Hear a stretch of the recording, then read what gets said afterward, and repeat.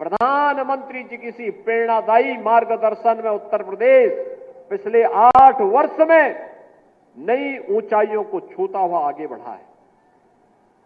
याद करिए 1947 से लेकर 2017 तक इन 70 वर्षों में उत्तर प्रदेश देश की 7वीं अर्थव्यवस्था था और मात्र पिछले 8 वर्ष में हमने जो दूरी तय की, अब उत्तर प्रदेश देश की नंबर 2 की अर्थव्यवस्था बन चुका है। नंबर 2 की अर्थव्यवस्था बन चुका है। 56 लाख गरीबों के लिए मकान मिले। इस दौरान बनटांगिया गांवों को मान्यता दी गई। इस दौरान मुसहर हो, बनटांगिया हो, थारू हो, कोल हो, भील हो, गौड़ हो, चेरो हो, अहरिया हो, इन सभी जातियों को 100% इन्हें सैचुरेट करने का काम भी किया गया, हर सुविधाओं से युक्त किया गया। अब कोई उत्तर प्रदेश में भूखों नहीं मरता। 25 करोड़ की आबादी में 15 करोड़ से अधिक लोगों को हर महीने फ्री में राशन की सुविधा का लाभ भी दिया जा रहा है और 10 करोड़ लोगों को आज आयुष्मान भारत और मुख्यमंत्री आयुष्मान भारत योजना के अंतर्गत उन्हें 5 लाख रुपए की स्वास्थ्य बीमा की सुविधा भी उपलब्ध करवाई जा रही है।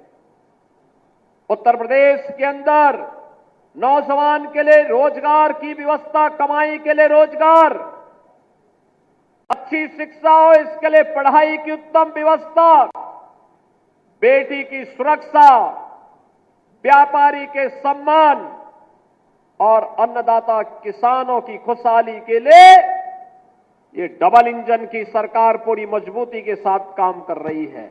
ये रोहिन बैराज उसी का एक मूर्त रूप है, मूर्त रूप है। यहां पे भी बोल रहे थे यहां के माननीय विधायक जी भी और माननीय केंद्रीय मंत्री जी भी, वर्षों से 20 वर्षों से 25 वर्षों से इंतजार था लोगों को कि रोहिन में बैराज बने। पिछली सरकारों के पास अपने परिवार का पेट भरने की फुर्सत ही नहीं थी। जमीन लुटवाने की फुर्सत मिले तो विकास करे। अभी आपने देखा होगा परसों ही देश की संसद में वक्फ बोर्ड संशोधन अधिनियम पारित किया है। अब वक्फ बोर्ड के नाम पर जमीनों पर कोई डकैती नहीं डाल सकता है, लूट खसोट नहीं हो सकती है, चौराहे की जमीनों पर कोई कब्जा नहीं कर सकता है। अब सार्वजनिक संपत्ति जो भी होगी, जो राजस्व की भूमि होगी, उसका उपयोग विद्यालय बनाने में, चिकित्सालय बनाने में, कॉलेज बनाने में, मेडिकल कॉलेज बनाने में, ऐसे बैराज बनाने में, गरीबों के लिए आवास बनाने में ही उसका उपयोग होगा। किसी बोर्ड के नाम पर लूट खसोट हमेशा के लिए लगाम लगाने का काम किया है। वक्फ बोर्ड संशोधन अधिनियम पारित होने के कारण अब ये मनमानेपन पर लगाम लगेगी। मैं इसके लिए प्रधानमंत्री मोदी जी का, गृह मंत्री अमित शाह जी का हृदय से आभार व्यक्त करता हूं, क्योंकि उत्तर प्रदेश में भी लाखों एकड़ लैंड वक्फ बोर्ड के नाम पर नाजायज तरीके से कब्जा करने का काम हुआ था। इसमें किसी गरीब का कल्याण नहीं हो रहा था, चंद लोगों के लिए लूट का एक माध्यम बन गया था। इस लूट पर अब लगाम लगेगी, सख्ती से लगाम लगेगी और उसी लगाम के क्रम में आज हम सब आपके बीच यहां पर आए हैं। बहनों और भाइयों, आपने अच्छा विधायक दिया, पैरवी हुई। आपने अच्छा सांसद दिया, कार्य आगे बढ़ा। आज यहां पर रोहिन नदी का ये बैराज बन गया। 16,000 अन्नदाता किसान लाभान्वित होंगे। और मैं भी यहां के विधायक जी से कह रहा था, जिला प्रशासन से भी कह रहा था, इसके आसपास टूरी एक बहुत अच्छी वाटर बॉडी बनेगी। वाटर बॉडी बनने का मतलब अब यहां के माध्यम से आसानी से यहां पे रेस्टोरेंट बन करके लोग पर्यटन के लिए, नौकायन के लिए भी यहां आ सकते हैं। बहुत अच्छा एक कार्यक्रम यहां पे होगा। अनावश्यक बाढ़ से बचाव भी होगी, रेस्टोरेंट बनेंगे, नए रोजगार के सृजन हो सकते हैं, नौकायन का आनंद लिया जा सकता है। कोई घर में अतिथि आया, उसको घुमाने के लिए लेकर के आओ बॉर्डर क्षेत्र के इस पूरे क्षेत्र में। और नहीं तो हर बार होता था किसान तबाह होता था बरसात में, और जब उसको पानी की आवश्यकता होती थी तब पानी नहीं मिलता था। अब बरसात में बाढ़ से बचाव होगी, और जब पानी की आवश्यकता होगी तब रोहिन बैराज आपको यहां पर जल उपलब्ध करवाने का काम करेगा। मुझे याद है इसी महाराजगंज में महाव नाला के कारण सैकड़ों हेक्टेयर लैंड जलमग्न होती थी, गांव के गांव डूब जाते थे। कभी वन विभाग सहयोग नहीं करता था, कभी सिंचाई विभाग सहयोग नहीं करता था। जब मेरे पास ये मामला आया, मैंने दोनों विभागों को बिठाया। मैंने कहा भी देखो, सरकार का मतलब होता है कि ना शब्द नहीं होना चाहिए, और इसलिए इसका समाधान होना है। और आज उसका समाधान हो गया। अब इस सारे गांव जल प्लावन से बच गए हैं, वहां पर अब कोई समस्या नहीं। बहनों और भाइयों, आज जो 650 करोड़ रुपए से अधिक की परियोजनाओं का लोकार्पण और शिलान्यास हो रहा है, इसमें सिंचाई विभाग की भी परियोजनाएं हैं, बाढ़ बचाव की भी परियोजनाएं हैं, सड़कों की भी परियोजनाएं हैं। याद करिए, महाराजगंज जनपद के अंदर 2017 के पहले कोई 4 लेन नहीं था, कोई 4 लेन महाराजगंज जिले में नहीं था। ये सीमावर्ती जनपद है, 4 लेन नहीं। अब तो 4 लेन की एक बाढ़ सी आ गई है। गोरखपुर नौतनवा सुनौली मार्ग 4 लेन के अंतिम चरणों में चल रहा है। फरेंदा से महाराजगंज का मार्ग ये 4 लेन की दिशा में आगे बढ़ रहा है। गोरखपुर से हम लोग जब आ रहे हैं परतावल होते हुए महाराजगंज निचलौल ठूठीबाड़ी के लिए निकल रहे हैं, ये भी 4 लेन बनने की दिशा में आगे बढ़ रहा है। हर मार्ग, गांव का मार्ग जो पहले 3 मीटर भी नहीं होता था, हमने कहा 3 से काम नहीं चलेगा, विकास आगे बढ़ाना है तो इसको 7 मीटर कर दो, कम से कम 7 मीटर होना चाहिए। 7 मीटर के मार्ग को 10 मीटर के किए जा रहे हैं। बहनों और भाइयों, विकास का कोई विकल्प नहीं, और उसी विकास के विकल्प को आपको उपलब्ध करवाने के लिए, आपके जीवन को मंगलमय बनाने के लिए हम सब आगे बढ़े हैं। सिंचाई विभाग ने पिछले 8 वर्ष मैंने कार्य किए। अर्जुन सहायक परियोजना ये बुंदेलखंड के अंदर बनी। मुझे याद है, जब तक सिंचाई की परियोजना नहीं थी, वहां के खेत का सालाना, अगर किसी को खेत किराए पे देना होता था, 5,000 रुपया नहीं मिलता था। और आज उसी महोबा में 50,000 रुपया उस खेत का मिलता है, सालाना 50,000 रुपया। याद करिए, किसान को 50,000 की कमाई अगर हो जाए एक खेत में, बहनों और भाइयों, उसकी इनकम तो बढ़ेगी। अर्जुन सहायक परियोजना प्रधानमंत्री कृषि सिंचाई योजना के अंतर्गत पूर्ण हुई।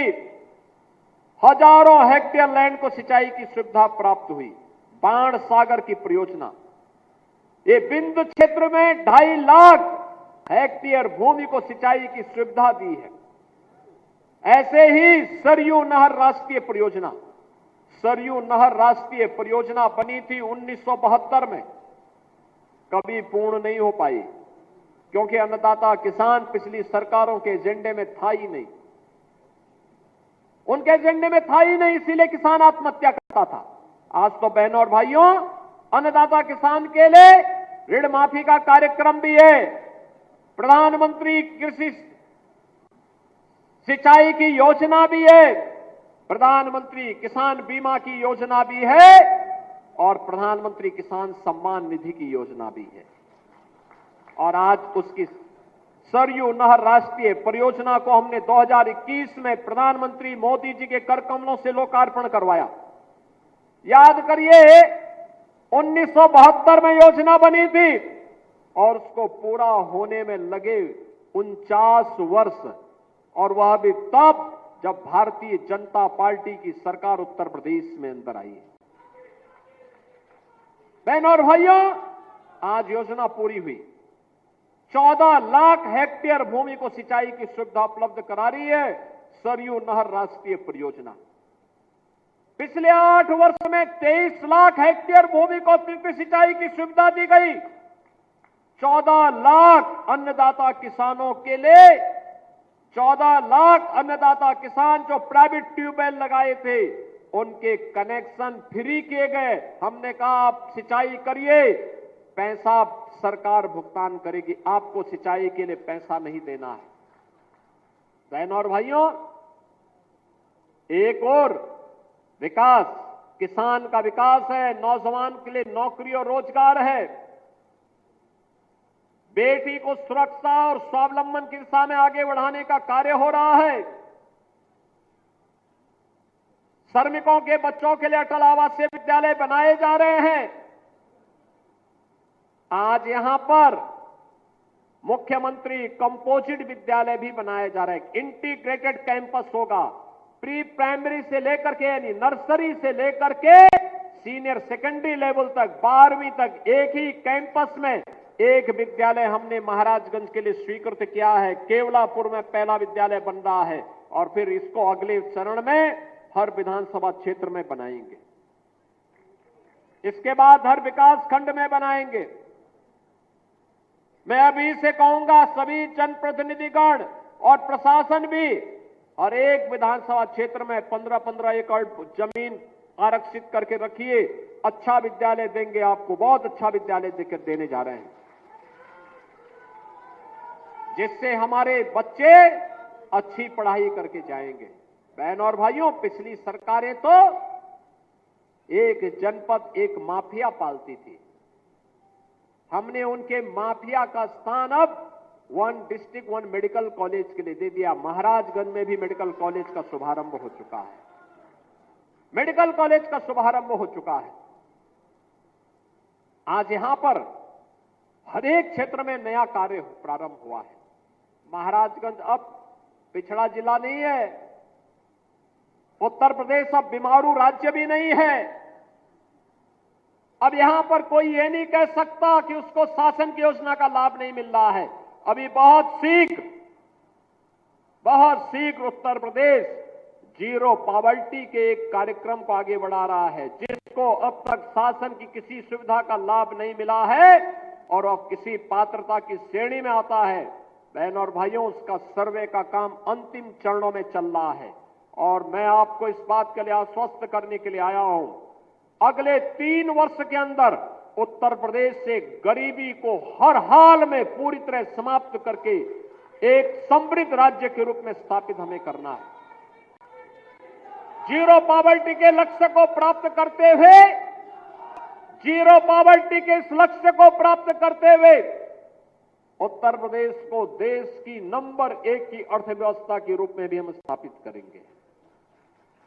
उत्तर प्रदेश ने पिछले 8 वर्ष में जो कार्य किया है, आज सर्वाधिक एक्सप्रेसवे देश के अंदर उत्तर प्रदेश के पास, सर्वाधिक रेलवे नेटवर्क उत्तर प्रदेश के पास, सर्वाधिक मेट्रो उत्तर प्रदेश के पास, सर्वाधिक आबादी और सर्वाधिक युवा प्रतिभाशाली युवा उत्तर प्रदेश के पास, और उत्तर प्रदेश सबसे ज्यादा एमएसएमई बेस रखने वाला राज्य भी है, सबसे अधिक रोजगार देने वाला राज्य भी है और सबसे बड़ा आयोजन महाकुंभ के अवसर पर प्रयागराज में करने वाला राज्य भी बना है। ये वही उत्तर प्रदेश है। बहनों और भाइयों, ये वही उत्तर प्रदेश है जिस उत्तर प्रदेश में 2017 के पहले पर्व और त्योहार आते थे, लोगों के घरों में दिमाग में आशंका होने लगती थी कि पता नहीं अब क्या हो जाए, पता नहीं अब क्या हो जाए, पता नहीं अब क्या हो जाए, कौन व्यक्ति चपेटे में आ जाए, किस पर झूठे मुकदमे लिख दिए जाए। आपने 8 वर्ष में उत्तर प्रदेश में दंगा करते हुए नहीं देखे होंगे। और अगर किसी ने करने का दुस्साहस किया है तो बाप दादों की कमाई से भी उसको पूरी तरह वंचित होना पड़ा है। आज दंगा नहीं होता उत्तर प्रदेश में। आज तो पर्व और त्योहार शांतिपूर्ण तरीके से संपन्न होते हैं और इंसेफ्लाइटिस की बीमारी से भी लोगों को मुक्ति मिली है। पहले इंसेफ्लाइटिस की बीमारी से जुलाई से लेकर के नवंबर तक हर घर में आशंका होती थी, पता नहीं किसके घर में ये बीमारी आ जाए, कौन बच्चा इसकी चपेट में आ जाए। बहनों और भाइयों, ये डबल इंजन की सरकार की ताकत थी कि आज इंसेफ्लाइटिस पूरी तरह समाप्त हो चुकी है, पूरी तरह समाप्त हो चुकी है। अब बीमारी नहीं है, आज इंसेफ्लाइटिस को भी नियंत्रित किया गया है, डेंगू को नियंत्रित किया गया है, मलेरिया को कम किया गया है, कालाजार और चिकनगुनिया को भी कंट्रोल कर दिया गया है। अब ट्यूबरक्लोसिस के खिलाफ अभियान चल रहा है। मैं हर जनप्रतिनिधि से कहूंगा कि टीबी का कोई पेशेंट है, उसको चिन्हित करिए, पोषण पोटली दीजिए, उसके घर तक सरकार की सहायता पहुंचाइए। प्रधानमंत्री जी ने लक्ष्य रखा है 2025 के अंदर अंदर ट्यूबरक्लोसिस को पूरी तरह समाप्त करना है।